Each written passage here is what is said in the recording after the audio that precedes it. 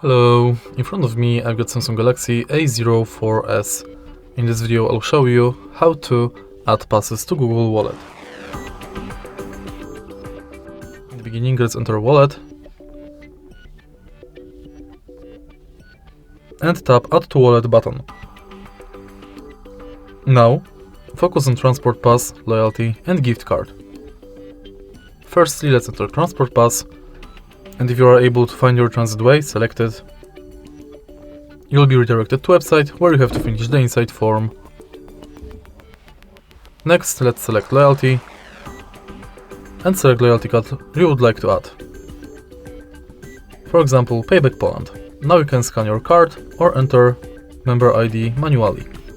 Tap Done, Add to Wallet and it's set.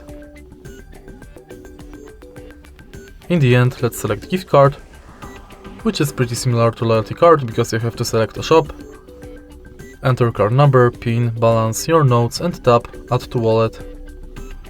All of your cards will appear on the homepage of Google Wallet. If you find this video helpful, please leave a like, comment and subscribe.